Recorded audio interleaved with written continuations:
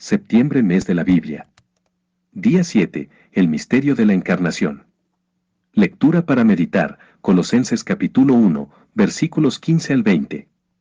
Reflexión de las cartas de San León Magno, Papa. Este pasaje refleja un punto de maduración en la doctrina sobre Jesucristo, el Hijo eterno del Padre, la segunda persona de la Santísima Trinidad. Se manifestó de manera indirecta a través de los patriarcas y profetas del Antiguo Testamento, hasta encarnarse definitivamente en la Virgen María por la fuerza del Espíritu Santo. Uniendo en sí la naturaleza humana y la divina y participando nosotros por el bautismo del misterio de Cristo, renacemos por el Espíritu Santo para ser liberados de las fuerzas del mal que nos oprimen. De nada nos serviría afirmar que nuestro Señor, el Hijo de la Virgen María, es hombre verdadero y perfecto si no creyésemos además que es hombre perteneciente a aquella línea de antepasados mencionada en el Evangelio. Mateo, en efecto, dice, genealogía de Jesucristo, hijo de David, hijo de Abraham, y sigue el orden de su generación humana hasta llegar a José, con quien estaba desposada la madre del Señor. Lucas, en cambio, siguiendo un orden inverso, se remonta al origen del género humano, para mostrar que el primer Adán y el nuevo Adán tienen una misma naturaleza.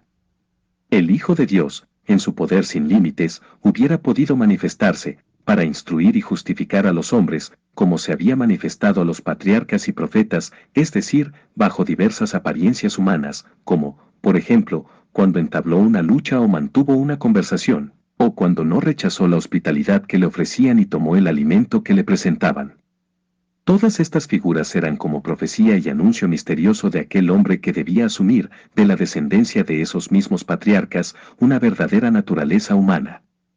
Pero todas estas figuras no podían realizar aquel misterio de nuestra reconciliación prefijado antes de los tiempos, porque el Espíritu Santo no había descendido aún sobre la Virgen ni el poder del Altísimo la había aún cubierto con su sombra, solamente cuando la sabiduría eterna, edificándose una casa en el seno purísimo de la Virgen, se hizo hombre pudo tener cumplimiento este admirable designio, y, uniéndose la naturaleza humana y la divina en una sola persona, el Creador del tiempo nació en el tiempo, y aquel por quien fueron hechas todas las cosas empezó a contarse entre las criaturas.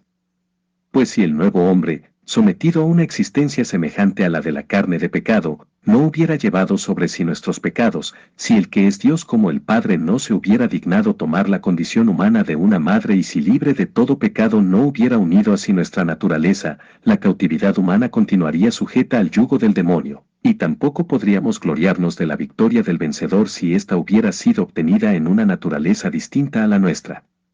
El sacramento de la renovación de nuestro ser nos ha hecho partícipes de estos admirables misterios, por cuanto el mismo Espíritu, por cuya virtud fue Cristo engendrado, ha hecho que también nosotros volvamos a nacer con un nuevo nacimiento espiritual. Por eso el evangelista dice, refiriéndose a los creyentes, ellos traen su origen no de la sangre ni del deseo carnal ni de la voluntad del hombre, sino del mismo Dios. Septiembre, mes de la Biblia. Día 7. El misterio de la encarnación.